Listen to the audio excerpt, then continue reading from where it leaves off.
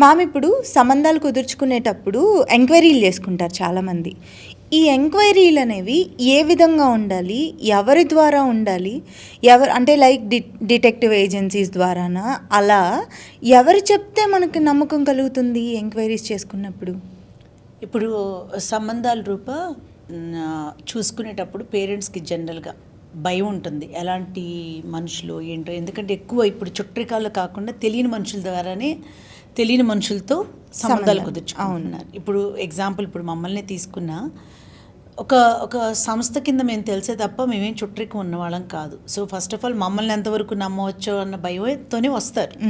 So ఇప్పుడు మేము ఒక సంబంధం సజెస్ట్ చేసేటప్పుడు కానీ, తెలిసిన వాళ్ళ ద్వారా కానీ, ఇంకెవరైనా మీడియేటర్స్ ఎనీ సోర్స్ నుంచి ఒక ప్రొఫైల్ వచ్చినప్పుడు, కొత్తగా పరిచయం అయ్యే ఫ్యామిలీస్ ఉన్నప్పుడు ఎస్పెషల్లీ అసలు వీళ్ళ గురించి వేరే బోర్డ్స్ ఏంటి అది అని తెలుసుకోవాలని ఉంటుంది కదా.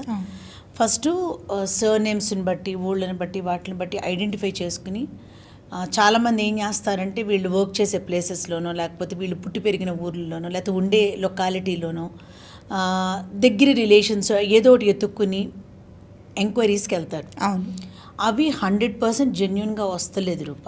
ఒకప్పుడు అదేంటంటే ఒకప్పుడు ఎలా ఉండేదంటే రూప, అందరూ అన్నీ ట్రాన్స్పరెంట్గా ఉండే. ఒక విలేజ్ అట్మాస్ఫియర్లో చూసుకున్నప్పుడు వాళ్ళు కొన్న పొలాలు కానీ, వాళ్ళు ఏదైనా తప్పు చేసినా, వాళ్ళ మధ్య జరిగే విషయాలు కానీ, ఏదైనా జనరల్గా ఇంట్లో జరిగేవి కూడా చాలా వరకు ఎట్లా ఉంటే చాలా ట్రాన్స్పరెంట్గా ఉండే.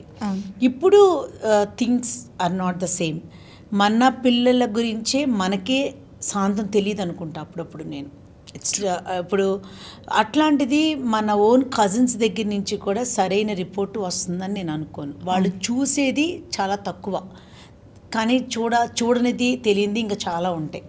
Take it about the character, take it about the property, take it about the people, take it about the mentality, అలా లైఫ్ స్టైల్స్ కానీ, ఏటి గురించి తీసుకున్నా జనాలు తెలుసు అనుకుంటారే కానీ వాళ్ళకి తెలియని ప్రపంచం వేరే ఉంటుంది. మన సొంత పిల్లల గురించి మనకే అర్థం కానప్పుడు వాళ్ళకి ఎలా తెలుసు? ఎగ్జాక్ట్లీ. ఇప్పుడు ఎంక్వైరీ చేసేటప్పుడు ఏంటంటే జనరలైజ్ చేసేసి చెప్తారు. ఇప్పుడు ఒక చిన్న విషయం ఏంటంటే అక్కడ వాళ్ళకి ఇంత ప్రాపర్టీస్ ఉన్నాయని చెప్తున్నారు. నిజమేనంటే చిచ్చి వాళ్ళకి అంత ప్రాపర్టీస్ ఎక్కడ ఉన్నాయని చెప్తారు ఒకళ్ళు. ఇంకొకళ్ళు అంటారు అయ్యో ఇంకా చాలా ఉన్నాయి, వాళ్ళు చెప్పించి చాలా తక్కువ అని చెప్తారు. రీసెంట్గా ఎవరిదో ఎంక్వైరీకి వస్తే రూప, ఒక అబ్బాయి గురించి ఎంక్వైరీ చేస్తున్నప్పుడు చాలా దగ్గర సర్కిల్లో వాళ్ళ ఇంట్లో ఒక కీ పోస్ట్లో వర్క్ చేసిన వాళ్ళని కానీ, అతనితో ఎక్వైంట్ అయిన వాళ్ళని కానీ, ఫ్రెండ్స్లో కానీ ఒక 7-8 మంది దగ్గర ఎంక్వైరీ చేస్తే నువ్వు నమ్మవు, ఒక్క ఎంక్వైరీ కూడా సిమిలర్గా లేదు. ఒక పర్సన్ వచ్చేసి వాడు morning 24/7 he drinks and sleeps అని చెప్తారు. కొందరు అంటారు ఒకప్పుడు హీ హ్యాడ్ హ్యాబిట్స్, కానీ ఇప్పుడు హీఈస్ ఎ వెరీ నైస్ గా, హీ వర్క్స్ వర్కహాలిక్ అని చెప్తారు. ఇంకొందరు వచ్చి ఇంకెవరితో రిలేషన్షిప్ అని చెప్తారు. ఇంకొకళ్ళు వచ్చి అప్పులు ఉన్నాయని చెప్తారు. ఇంకొకళ్ళు వచ్చి జమ్ ఆఫ్ ఎ బాయ్, అలాంటి అబ్బాయి అసలు మీకు దొరకడు, హీఈస్ ఎ వండర్ఫుల్ బాయ్ అని చెప్తారు. అప్పుడు కన్ఫ్యూజన్లో పడిపోతారు కదా. ఇప్పుడు అసలు ఆ డెసిషన్ తీసుకునే ముందు ఆ డెసిషన్ వెళ్తామా లేదా పక్కన పెట్టేసాయి. అసలు ఈ అబ్బాయి గురించి 7 రకాల ఒపీనియన్స్ చెప్పినప్పుడు 7లో ఎక్కువ నెగిటివ్దే ఎక్కువ మంది తీసేసుకుంటారు. ట్రూ. అన్వాంటెడ్గా ఆ పర్సన్ని ఇంకొక 10 మంది దగ్గర మాట్లాడి అల్లరి చేసేట్లా. సో తెలిసి తెలియకుండా ఏదో ఒక ఇల్యూజన్లో వాళ్ళకి అన్నీ తెలిసినట్టు కావాల్సిన దానికన్నా ఎక్కువ ఇన్ఫర్మేషన్ ఇచ్చేసి, మళ్ళీ వాళ్ళ దగ్గర నుంచి ఇప్పుడు అసలు ఎంక్వైరీ చేసేవాళ్ళు చెప్పేవాళ్ళకి మధ్యలో ఇంకొక 2-3 ఉంటారు. మాట నేనున్నాను అనుకో రూపా, మీది పలానా ఊరు కొన్ని మీ ఇన్స్టిట్యూట్లోనే ఎవరైనా ఉన్నారనుకో, నేను నీకు ఫోన్ చేసి కనుక్కుంటా, అక్క వాళ్ళు నా డిపార్ట్మెంట్ కాదు, లెట్ మీ ట్రై అని చెప్పి నీ డిపార్ట్మెంట్ వాళ్ళు ఎవరినో అడుగుతావు. ఈ అబ్బాయి నాతో క్లోజ్ కాదు, ఆ పర్టికులర్ అబ్బాయితో క్లోజ్ అని ఇంకొకరి దగ్గరికి వెళ్తుంది. అట్లా మధ్యలో ఒక 4 దగ్గర నుంచి పాస్ ఆన్ అయినప్పుడు దాని ఎసెన్సే మారిపోతుంది, అల్లరైపోతుంది, ఎసెన్సే మారిపోతుంది. అది బ్యాడ్ గుడ్ అవ్వచ్చు, గుడ్ బ్యాడ్ అవ్వచ్చు, ఇంక వర్స్ట్ కూడా అవ్వచ్చు.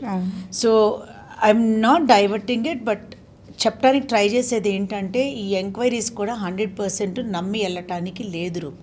మరి ఏం చేయాలంటే there is always a risk factor. And detective agents వాళ్ళు పొట్టగొట్టాలని నేను అనుకోవట్లేదు, కానీ and I'm 100% I don't rely on them at the present scenario.